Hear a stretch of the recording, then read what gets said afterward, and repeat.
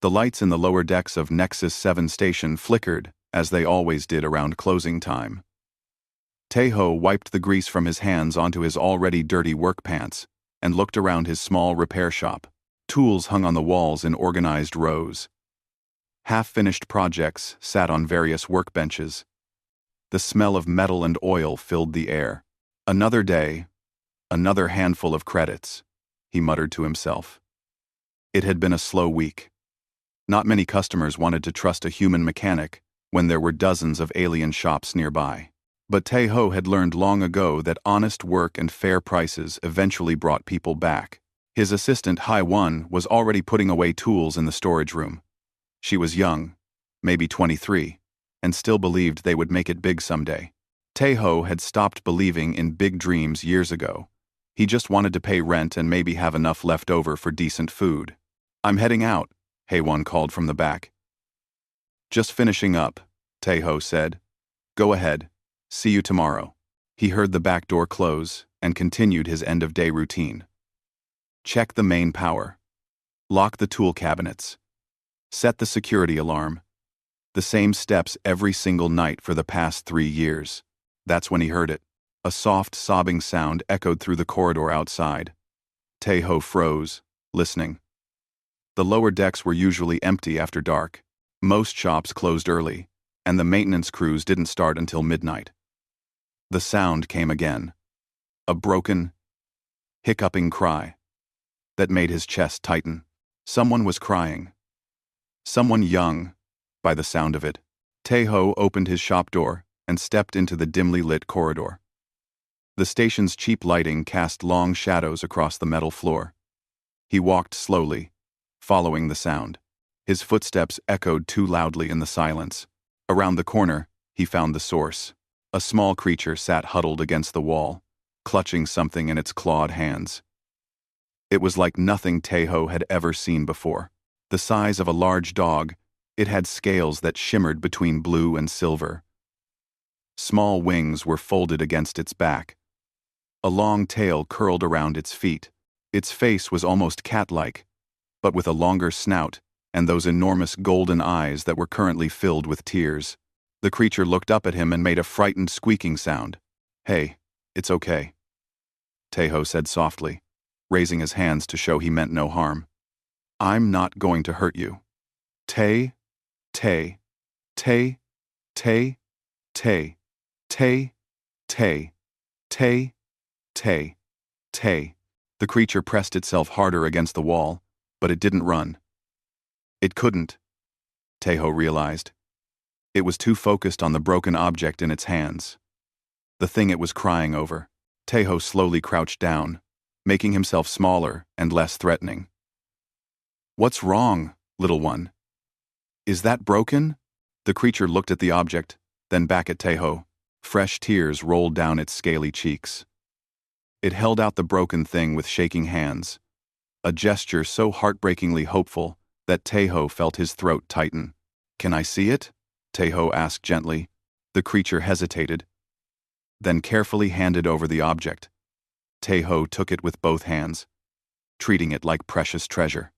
Because clearly, to this crying child, it was. The object was a sphere about the size of his fist. Beautiful. Didn't begin to describe it. The surface was covered in intricate patterns that seemed to shift in the light. It was made of materials he had never seen before, some kind of crystal and metal hybrid. But it was definitely broken. Cracks ran through the surface, and when he gently shook it, he heard loose pieces rattling inside. "This is important to you, isn't it?" Taeho said. The creature nodded vigorously, making small chirping sounds. "I fix things," Taeho explained, pointing to himself, then to the sphere. "I can try to fix this. Would you like that?" The creature's eyes went wide. It made a questioning sound, tilting its head. Taeho stood slowly and gestured toward his shop. "Come on. Let's go somewhere with better light." For a long moment, the creature didn't move. Then, very slowly, it stood on shaky legs and followed Taeho down the corridor. Its claws clicked on the metal floor. Its tail dragged behind it. As they walked, Taeho noticed something odd. The shadows in the corridor seemed darker than they should be, thicker, and there was a feeling, like being watched by something very large and very patient. He glanced around but saw nothing except the usual empty hallway. Probably just tired, he muttered. Back in his shop, Tae-ho settled the creature into his spare chair and turned on his work lights. The creature looked around nervously, its tail swishing back and forth. Tae-ho brought over a cup of water and some of his lunch rations, but the creature ignored both. Its attention stayed fixed on the broken sphere. Tae-ho placed the sphere under his magnifying lamp and began his examination. The more he looked, the more complicated it became. This wasn't just a toy. It was sophisticated technology, far beyond anything humans had developed. The internal mechanisms were incredibly complex. Power cells he didn't recognize, crystal matrices that seemed to resonate with some kind of energy. Harmonic stabilizers that had shattered into pieces. This is way beyond my usual work, he admitted. But I'll try. The creature made a sad sound. No, Tae-ho said quickly. I mean, I'll try my best. I won't give up. The creature's eyes brightened slightly. Tae-ho pulled out his tools and got to work. He started by carefully documenting every piece, every wire, every connection. He took dozens of photos, made detailed notes. The creature watched his every move with those huge golden eyes. Hours passed. Tae-ho barely noticed. This was when he felt most alive, when he was deep in a problem, figuring out how things fit together. The creature eventually curled up in the chair, still watching but clearly exhausted. Around midnight, Tae-ho heard the back door open. His heart jumped until he saw Haewon's face. I forgot my... She stopped dead, staring at the creature. What is that? A kid who needs help, Tae-ho said simply. That's not a kid. That's some kind of alien I've never seen before. It could be dangerous. The creature whimpered at her raised voice and pressed itself into the chair. Does it look dangerous? Tae-ho asked. Haewon pulled out her datapad and ran a scan. Her frown deepened as she read the results. Nothing. No match in any database. Not even a partial. Tae-ho, we don't know what this is. I know what it is, Tae-ho said, turning back to his work. It's someone who's crying over something broken. That's all I need to know. Haewon sighed but came closer to look. What is that thing anyway? Some kind of musical device, I think. Or maybe a holographic projector. Could be both. The tech is incredible. They worked together in silence for a while. Haewon helping to hold pieces steady while Tae-ho made delicate repairs. The creature's breathing slowly evened out as it drifted toward sleep. Neither human noticed the massive shadow that filled the far corner of the shop. Neither saw the enormous golden eyes watching them with ancient, calculating intelligence. Neither felt the terrible power that could have destroyed their entire world with a single thought. In the darkness, Emperor Vorthan watched the humans work on his dead mate's final gift to their son. He watched and waited to see what these strange, soft creatures would do. His judgment would determine the fate of their entire species. Dawn light filtered through the small window of Tae-ho's shop, painting everything in shades of orange and pink. He blinked, tired eyes, and stretched his sore back. He had been working all night without realizing it. His neck ached, his hands were cramping, but he was close now. So close to fixing the broken sphere. The small creature still slept in the chair, curled up like a cat. Its chest rose and fell steadily. Every so often, it made small chirping sounds in its sleep. Tae-ho had draped his jacket over it sometime around 3 in the morning when it had started shivering. Haewon had left around 2, mumbling something about getting a few hours of sleep before the morning shift. She had wanted to stay, but Tae-ho sent her home. No point in both of them being exhausted. Now, in the quiet morning light, Tae-ho examined his work. The sphere sat in pieces on his workbench, but organized pieces now. He had mapped every connection, every circuit, every tiny component. The main problem was clear. The core matrix had fractured. The power cell was completely dead. 3 harmonic resonators had shattered beyond repair. Most mechanics would have given up, would have told the creature that the sphere needed factory replacement parts. Parts that probably didn't exist anywhere humans could reach. But Taeho wasn't most mechanics. He pulled out his fabrication tools and got to work. If he couldn't find the right parts, he would make them. The harmonic resonators were the biggest challenge. He had never seen anything like them before, but he understood the principle. They needed to vibrate at specific frequencies to make the sphere work. He started with scrap crystal from a broken Vendorian music player, ground it down, shaped it carefully, tested the resonance frequency. Too low. He tried again with a different piece. Still not right.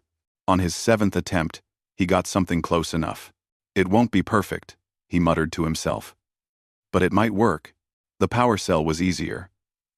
He couldn't match the original design, but he could jury-rig a replacement from 3 smaller cells, wired in series. Not elegant, but functional. The core matrix took the most delicate work. He had to carefully bridge the fractures with conductive paste and reinforce them with micro-welds. One wrong move, and the whole thing would shatter completely. His hands were steady despite the lack of sleep. This was what he was good at. This was what made him feel useful in a galaxy full of species more advanced than humans. The creature stirred in the chair and opened its eyes. Those huge golden eyes found Taeho immediately and lit up with hope. "Morning, little one," Taeho said with a tired smile. "I'm almost done." The creature made a happy chirping sound and climbed down from the chair. It came to stand beside Taeho, watching with intense focus as he worked. Taeho showed it each step, explaining what he was doing even though he doubted it understood. "See, this connects here, and this needs to align just right." Almost there, the creature nodded as if it understood every word. Finally, after another hour of careful work, Taeho had the sphere reassembled. It looked different now. Some of his replacement parts were visible on the surface. The original elegant design was marred by his rough additions. But it was whole again. "Moment of truth," he said. He activated the power switch. Nothing happened. The creature made a sad, whimpering sound. Wait," Taeho said quickly. "Give it a second. Sometimes these things need to warm up." He held his breath, watching the sphere. "Come on," he thought. "Please work." A faint hum started deep inside the sphere. Then, a glow. Then, suddenly, the sphere flickered to life. But something was wrong. Instead of the smooth, elegant function it had been designed for, the sphere sputtered. The holographic projection was distorted. The music was broken and harsh. It was working, technically, but badly. The creature's face fell. Tears welled up in its eyes again. Taeho's heart sank. He had worked all night, done everything he could, and it still wasn't good enough. "I'm sorry," he said quietly. "I tried. I really tried." The creature reached out and touched his hand with one small claw. The gesture was gentle, almost comforting, like it was trying to say thank you anyway. That made it worse somehow. Taeho stared at the malfunctioning sphere and made a decision. If he couldn't fix it properly, maybe he could give it new purpose. "Okay," he said, pulling the sphere back to his workbench. New plan. He accessed the sphere's programming interface. It was written in a language he didn't recognize, but the structure was logical enough. He could work with this. He deleted the corrupted original programs and started fresh.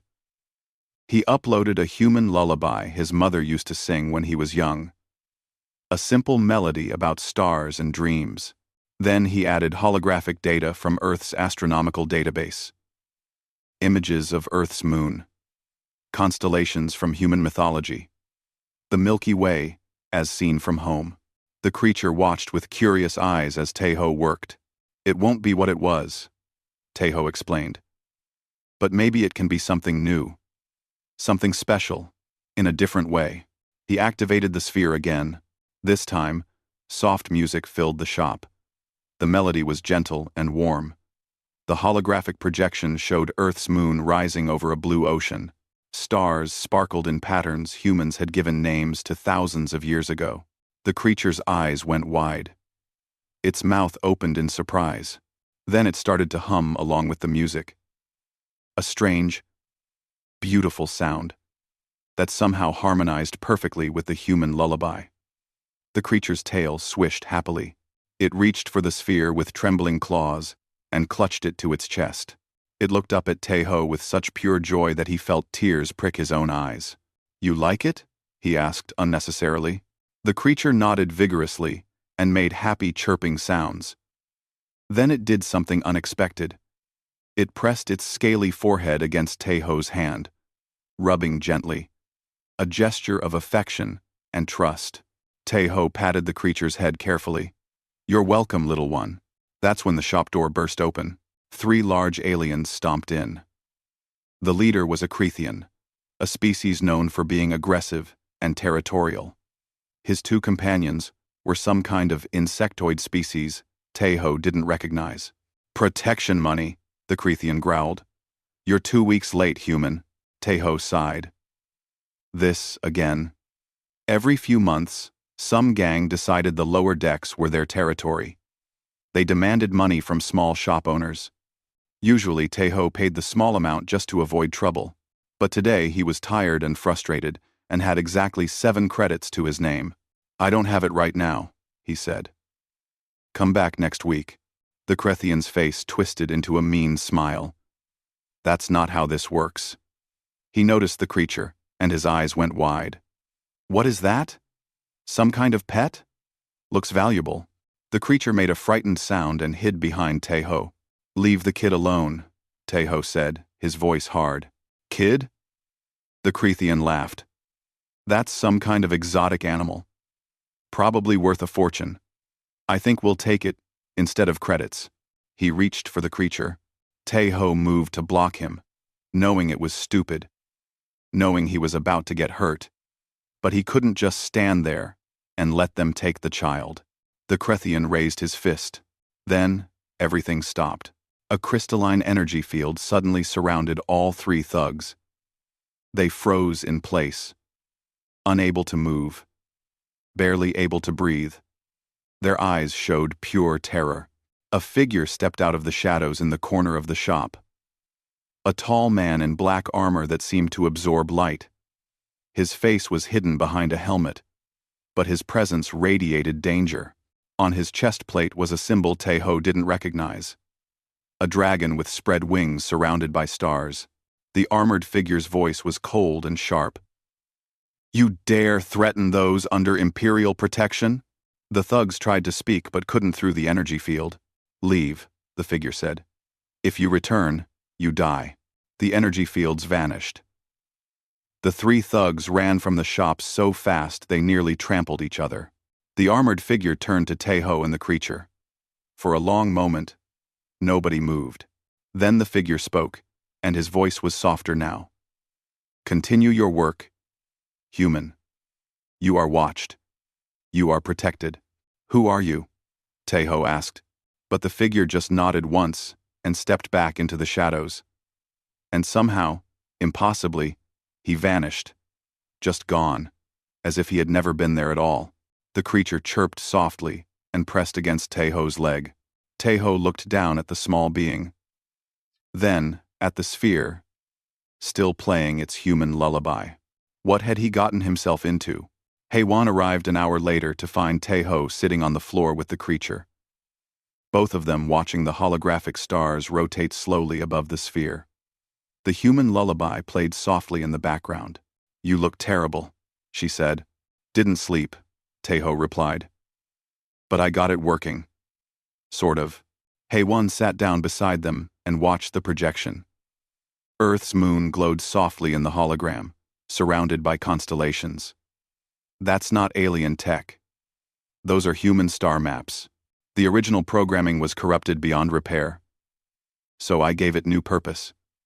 Taeho glanced at the creature, who was humming along with the music. "It seems to like it." "We had visitors," Haewon said carefully. She was staring at the scorch marks on the floor where the energy fields had been. Those weren't there yesterday. Any quote. She was not Mentor work. Those weren't there yesterday. Taeho told her about the thugs and the armored figure. As he spoke, Haewon's face went pale. Describe the symbol again, she said. A dragon with spread wings, stars around it. Haewon pulled out her datapad with shaking hands. She searched for something, then turned the screen toward Taeho. This symbol? It was identical. That's the Imperial crest, Haewon whispered. Of the Draxian Empire. Taeho, the Draxians are one of the most powerful species in the galaxy. They control hundreds of systems. Their military could destroy entire planets. Why would they care about my shop? Haewon looked at the creature, who was still playing with the sphere. I don't think they care about your shop. The creature chose that moment to yawn, showing rows of tiny, sharp teeth. Then it curled up next to Taeho and closed its eyes. The sphere still clutched in its claws. We need to figure out what species this is, Haewon said. Run more detailed scans. Maybe. No, Taeho said firmly. We're not treating it like some specimen to study. It's just a kid that might be royalty or something. Taeho, we could be in serious trouble. Then we're in trouble. But I'm not going to scare it with a bunch of scans and tests. Haewon sighed but nodded. She had worked with Taeho long enough to know when he wouldn't budge. The creature slept for several hours. Taeho dozed on and off, too tired to do anything else. Haewon handled the few customers who came in, turning away the complicated jobs and handling the simple ones herself. Around noon, the creature woke up. It looked around the shop with bright eyes, then gently shook Taeho awake. Hey, little one, Taeho said groggily. Sleep well? The creature nodded and held up the sphere. It activated the projection again, and the human lullaby filled the shop. The creature started humming along, then added its own chirping melody. The two songs wove together beautifully. Taeho smiled. You have a nice voice. The creature beamed at him. Haewon brought over some food. I don't know what it eats, but I got a variety pack from the station market. They offered different items to the creature. It sniffed each one carefully, then finally accepted some kind of purple fruit and a piece of dried meat. It ate delicately, taking small bites. Good appetite, Taeho noted. That's a good sign. As the creature ate, Taeho noticed something odd. The shadows in the far corner of the shop seemed darker than they should be. Thicker. He had noticed it before but dismissed it as exhaustion. Now, well rested, he could see it clearly. Something was wrong with that corner. He stood up and walked toward it. Taeho? Haewon called nervously. He reached the corner and stared into the darkness. It was like looking into deep water. The shadows moved, breathed. Two enormous golden eyes opened in the darkness. Taeho stumbled backward with a shout. The creature jumped up from where it had been eating and ran to the dark corner, making happy chirping sounds. Dad! The word came out distorted, in a voice too deep for the small creature. But the meaning was clear. The shadows moved, shifted, condensed. A figure emerged from the darkness. A man, tall and regal, with features that were almost human but not quite. His skin had a faint shimmer, like scales. His eyes were the same golden color as the creature's. He wore simple dark clothing, but something about him radiated power and danger. You have been kind to my son, the man said. His voice was deep and resonant, filling the small shop. I am grateful. Haewon made a strangled sound from across the room. The creature ran to the man and hugged his leg, chattering excitedly in a language Taeho didn't understand. The man reached down and patted the small head gently. I am Vorthon, the man said, Emperor of the Draxian domains. This is my son, Prince Kairex. The world seemed to tilt under Taeho's feet. Prince, Emperor. He had been fixing toys for a prince while an emperor watched from the shadows. I didn't know, Taeho managed to say. I am aware. Vorthan's gaze was intense, calculating. That is why I watched. To see what you would do when you thought no one was watching, when there was no reward to be gained. I was just helping a kid, Teho said weakly. Exactly. Vorthon knelt down to his son's level. Kyrex held up the sphere proudly, showing his father. The human lullaby played, and Earth's moon rotated in the holographic projection. For a long moment, Vorthon was silent. He held the sphere carefully, studying it. His expression was impossible to read. My mate created this for our son, Vorthon said finally.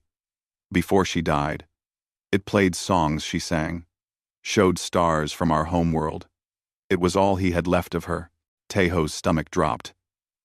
I'm sorry. I didn't know. I destroyed the original programming. I can try to.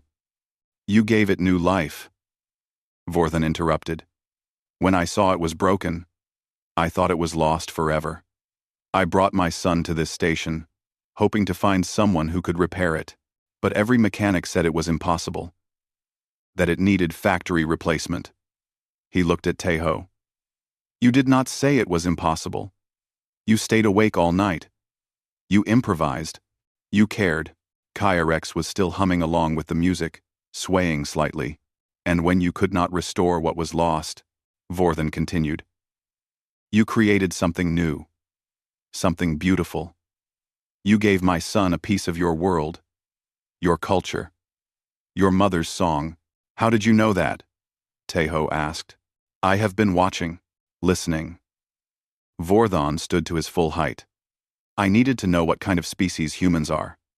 Whether you could be trusted. Whether you would try to exploit my son. Harm him. Use him for gain. I would never. I know. Vorthon's expression softened slightly. You proved that. When those thugs tried to take him, you stood between them and my son, without hesitation. You were willing to be hurt to protect a creature you did not even recognize. HFY was still frozen by the workbench, her face white with shock. Vorthon approached the sphere on his son again. The boy activated it, and the lullaby played. This time, Vorthon listened carefully to every note. Tell me about this song, he commanded gently. Teho swallowed. It's a lullaby. From Earth. My mother used to sing it to me when I was small. It's about how even in the darkest night, the stars are always there. How you're never truly alone, because the universe is watching over you. Vorthon closed his eyes, listening. When he opened them again, there was something different in his expression. Something softer. My mate used to sing a similar song, he said quietly. About stars and protection. Perhaps all species, no matter how different, share some truths. Kyrex chirped happily and hugged the sphere. Vorthon looked at Teho for a long moment. You have given my son something precious. Not just a repaired toy, but hope, joy. A reminder that kindness exists in the universe. I just did what anyone would do, Teho said. No, Vorthon said firmly. Most beings would have ignored a crying child in a dark corridor. Most would have demanded payment first. Most would have given up when the repair seemed impossible. He moved closer to Teho.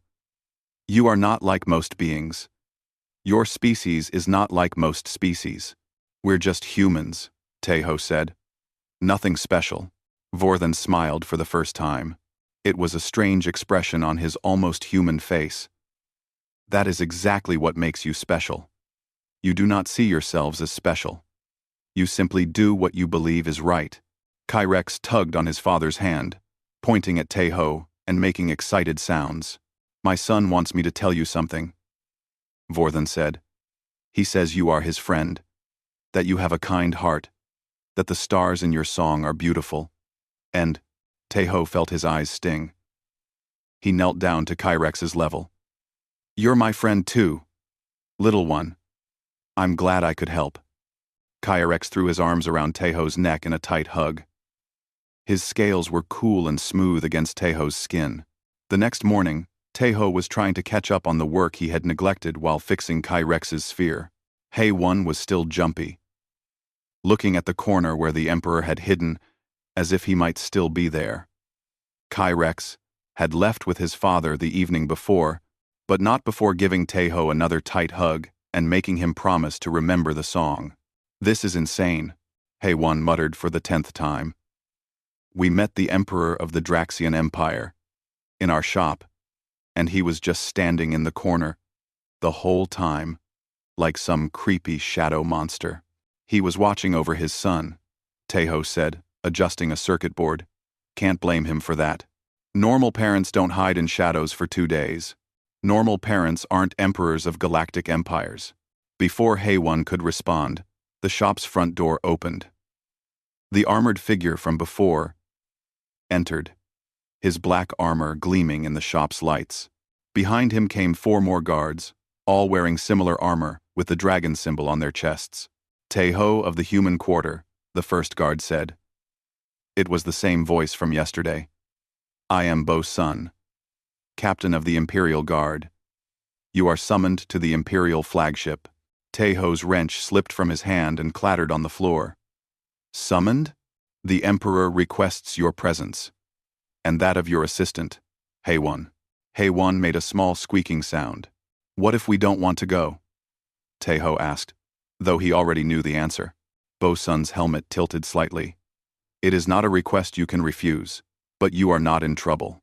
The Emperor wishes to express his gratitude properly, and the Prince wants to see you again." The mention of Kyrex made Taeho relax slightly.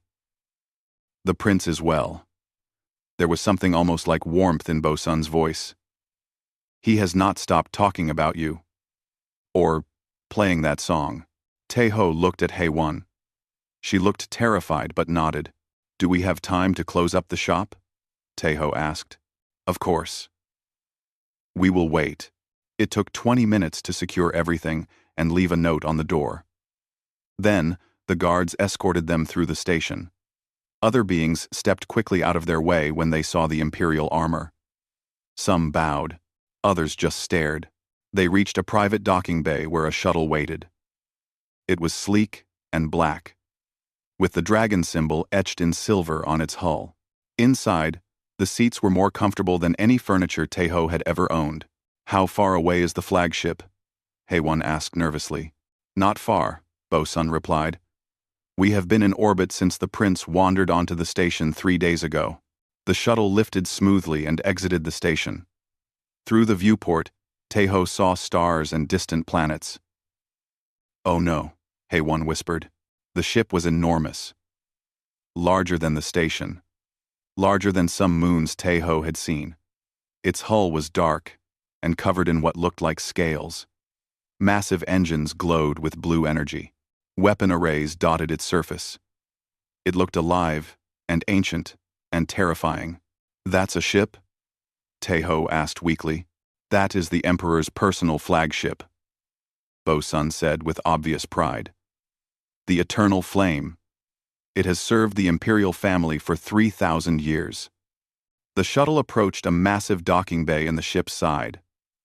They landed smoothly, and the guards escorted them into corridors that were more like cathedral halls. The walls were covered in murals showing dragons and stars and battles. The floor was some kind of polished stone that reflected their images. They walked for what felt like hours but was probably only minutes. Finally, they reached a massive door carved with intricate designs. "The Emperor awaits," Bo-sun said. The doors swung open silently. The room beyond was huge. The ceiling stretched up so far, Taeho couldn't see the top. Windows showed the starfield outside. At the far end, on a raised platform, sat Vorthon. He was not in his human-like form anymore. He sat on a throne that seemed carved from a single piece of crystal. He wore robes that shimmered with stars. On his head was a crown that looked like it was made of frozen lightning. Kyrex sat on a smaller throne beside his father, wearing tiny formal robes. When he saw Taeho, his face lit up, and he started to jump down. "Kyrex," Vorthon said gently. "We are in court. Remember your manners." The little prince settled back in his seat but was practically vibrating with excitement. "Approach," Vorthon commanded. Taeho and Haewon walked forward. Haewon was shaking. Taeho tried to keep his breathing steady. They stopped at the base of the platform. Bo-sun and the other guards knelt. Haewon quickly did the same. Taeho hesitated, then knelt as well. "Rise," Forthan said. They stood. Up close, Taeho could see that the Emperor's eyes held the weight of centuries. This was not just a father grateful for his son's happiness. This was a ruler who commanded the loyalty of billions. "Taeho," Vorthon said. "3 days ago, my son wandered away from his guards. He wanted to explore the station, to see how other beings lived. He took with him his most precious possession. The last gift from his mother." One part. Kyrex looked down at his feet, clearly knowing he had done something wrong. When the sphere was damaged, Kyrex was afraid to return. Afraid I would be angry. So he hid in the lower decks, crying, alone and frightened. Vorthan's voice was controlled, but Taeho heard the edge of anger beneath it. Not at Kyrex, at the situation. You found him. You did not ignore his tears. You did not see a chance for profit or fame. You saw a child in need. Anyone would have done the same, Taeho said. No, Vorthon said flatly. I had my guards observe the station for hours before I revealed myself. Dozens of beings passed my crying son in that corridor. Every single one walked by without stopping. You were the only one who cared. Taeho didn't know what to say to that. You worked through the night to repair something you had never seen before. You used materials from your own shop, worth far more than the handful of credits you had. You asked for nothing in return. Vorthon stood, and the room seemed to get larger around him. When my son's treasure could not be restored to its original form, you gave it new purpose. You shared your culture, your mother's song. You gave my son a piece of your world. Kyrex held up the sphere. The human lullaby played softly in the massive throne room. Then, when thugs threatened my son, you stood between them and harm. You were willing to die for a being you did not know. Vorthon descended the steps of the platform. You have honored my family. You have shown my son kindness and courage. You have proven that humans are worthy of respect. He stopped directly in front of Taeho. Up close, the Emperor was intimidating in a way that had nothing to do with size. I wish to offer you the position of Royal Engineer. You would live in the palace, have access to technology your species has never dreamed of. Wealth beyond measure. You would be the first human to hold a position in the Imperial Court. You would help bridge our two species. Haewon gasped. Taeho could feel her staring at him. Think carefully, Vorthon continued. This offer will not come again. It would change your life. Change the lives of all humans. Open doors to trade, technology, and alliance. All because you fixed a toy for a crying child. The room was silent except for the quiet lullaby from Kyrex's sphere. Taeho looked at the Emperor, then at Kyrex, who was watching with huge, hopeful eyes. Then at the incredible throne room with its impossible technology. Then he thought about his small shop in the lower decks. The other humans living in the quarter, struggling to make ends meet. The customers, who trusted him with their broken things. I'm honored, Taeho said slowly. Truly. But I have to say no. Haewon made a strangled sound. Vorthan's eyes narrowed. I'm just a mechanic. I fix things for people who need help. If I leave, who will fix things in the lower decks? The big shops won't take the small jobs. They won't work with humans. Taeho met the Emperor's gaze. And I didn't help Kyrex to get a reward. I helped him because he was crying, because he needed help. Taking a reward now feels wrong. You would refuse imperial favor? Vorthan's voice was dangerous. I would refuse to abandon my community for personal gain, Taeho said. He knew he might be making a terrible mistake, but it was the truth. Your Majesty, I'm grateful, but I belong in my shop. The silence stretched. Bo-sun had his hand on his weapon. Hae-won looked like she might faint. Then Vorthon threw back his head and laughed. "Remarkable," he said. "You truly mean it. You would turn down everything I offer to return to your tiny shop and your struggling community." "Yes," Tae-ho said simply. Vorthon smiled. "This is why humans are special. Any other being would have taken my offer without hesitation. But, you see, the bigger picture. You understand duty and community." He placed a hand on Tae-ho's shoulder. "Very well. I will not force you into a position you do not want." Tae-ho waited for the Emperor's anger, for guards to drag him away, for something terrible to happen. But Vorthon just kept smiling. "However," the Emperor continued, "I cannot let this deed go unmarked. You may not want personal gain, but I can still help your community. What would benefit the humans on this station?" Tae-ho blinked. He hadn't expected this. We need protection. The gangs come every few weeks demanding money. Small shop owners like me can barely afford it." "Done. The human quarter is now under Imperial protection. Any being who threatens a human on this station will answer to my guards. And fair trade," Tae-ho added, gaining confidence. "The big corporations charge humans triple for supplies because they think we're primitive. We can't compete." Vorthon nodded. "I will issue an Imperial decree. Discriminatory pricing against humans is now illegal in all territories where my influence reaches. The penalties will be severe." Hae-won was staring at Tae-ho like she had never seen him before. "Is there anything else?" Vorthon asked. Tae-ho thought about the other humans he knew. The families trying to make better lives. The children with no schools. Educational opportunities. A lot of human kids don't have access to good teaching. If there could be schools, or scholarships, or I will establish an Imperial scholarship program for human students. They will have access to the finest education in the galaxy." Vorthon paused. "Anything else?" That's more than enough," Tae-ho said quietly. Thank you, Vorthon corrected. "You showed kindness to my son when you had no reason to. You asked for nothing for yourself. Everything you requested will help others." He turned to Bo-sun. "Prepare the documents. And summon Ambassador Daleth. We will need someone to coordinate with the human communities. Your Majesty." Hae-won spoke up for the first time, her voice shaky. "I could help with that. I know the human quarter. I know the people." Vorthon studied her. "You would accept a position you saw your friend refuse?" "He refused because he's needed in his shop," Hae-won said. "I'm just an assistant.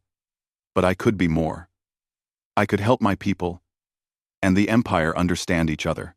A slow smile crossed Vorthon's face. "Very well. I appoint you as the human liaison to the Imperial Court.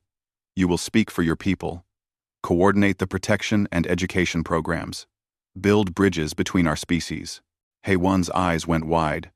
Then she dropped to one knee. "I accept.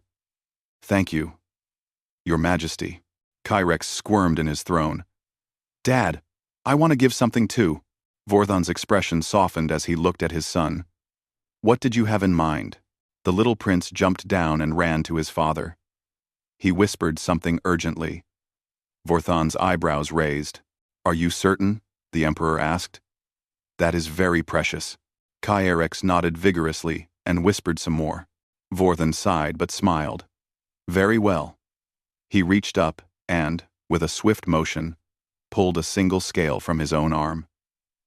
It came free with a shimmer of light. The scale was as large as Tae-ho's palm, gleaming like a pearl but shifting with rainbow colors. "This is an Imperial scale," Vorthon said, holding it out. "Only members of the Imperial family can create them. They are given to those who have earned the highest trust and respect." He placed it in Tae-ho's hands. "This scale is bound to my son. If you ever need help, anywhere in the galaxy, you need only hold this and speak Kyrex's name. I will know. I will come." Tae-ho stared at the scale. It was warm in his hands and seemed to pulse with its own heartbeat. "Your Majesty, this is too much," he protested. "My son wishes you to have it. Who am I to refuse him?" Vorthan's tone was light, but his eyes were serious. "You saved more than a toy, Taeho. You saved my son's spirit. His ability to trust and hope. That is beyond price." Kyrex hugged Taeho's leg. "Friend," he said clearly in the human language. "Good friend." Taeho knelt down and hugged the little prince back. After the ceremony, Bo-sun escorted them back to the shuttle. But before they left, he stopped and removed his helmet for the first time. His face was angular and scaled, but his smile was genuine. "You did well," he said to Taeho. "Not many beings can surprise the Emperor. You did it twice in one day." "I just told the truth," Taeho said. "That is rarer than you think." Bo-sun replaced his helmet. "The human quarter is under my personal protection now. No one will trouble your people again. Bo-sun, the setter, no one will trouble your people again." The ride back to the station was quiet. Hae-won kept staring at her hands, processing her new role. Taeho looked out at the stars, the imperial scale tucked safely in his pocket. When they reached the shop, a crowd had gathered. News had spread somehow that they had been summoned to the imperial flagship. Everyone wanted to know what had happened. Taeho explained everything: the protection, the fair trade decree, the scholarships. The crowd erupted in cheers and celebrations. For the first time in years, the humans of the lower decks had hope. 6 months passed. Taeho's shop was busier than ever. Word had spread that he was Friend of the Imperial House, a title Vorthan had officially granted him. Beings from dozens of species came to his shop. Some out of curiosity, others because they had heard about his skill and honesty. He had hired 2 more assistants, both young humans who were learning the trade. The money was good now. He had moved to a larger shop and actually had savings. But the best part was watching his community thrive. Human children attended imperial schools now. Human businesses were protected by imperial guards. The discriminatory pricing had stopped, and humans were finally being treated with respect across the station. Hae-won visited every few weeks, dressed in diplomatic robes and full of stories about court life. She was good at her job, building relationships and advocating for their people. She had even started teaching some of the imperial courtiers about human culture. Kyrex visited sometimes too, always with Bo-sun and several guards. The little prince had grown. His wings were getting stronger, but he still carried the sphere everywhere and played the human lullaby every night before sleep. Today, Taeho was working on a broken translator when he heard a familiar sound: small claws clicking on the floor. "Taeho!" Kyrex burst into the shop, his tail swishing happily. "I brought something broken. You can fix it." Bo-sun followed, looking amused. The prince insisted. "Though I suspect the device was working fine until an hour ago." Taeho smiled. Kyrex had developed a habit of bringing things for him to fix. Sometimes they were genuinely broken. Sometimes they mysteriously broke right before a visit. "Let's see what you have," Taeho said. Kyrex held up a small mechanical bird. One wing was bent. "Oh no," Taeho said seriously. "That's pretty damaged. This might take a while." Kyrex beamed and climbed into the spare chair that Taeho always kept open for him. As Taeho worked on the bird, the shop door opened again. A small alien child came in, some species Taeho didn't recognize. The child was holding something and looked nervous. "Excuse me," the child said in broken universal language. "My toy is broken. Can you help?" Taeho looked at the child, saw the hope and worry in their eyes, saw the broken toy clutched in small hands. He smiled. "Of course. Come sit down.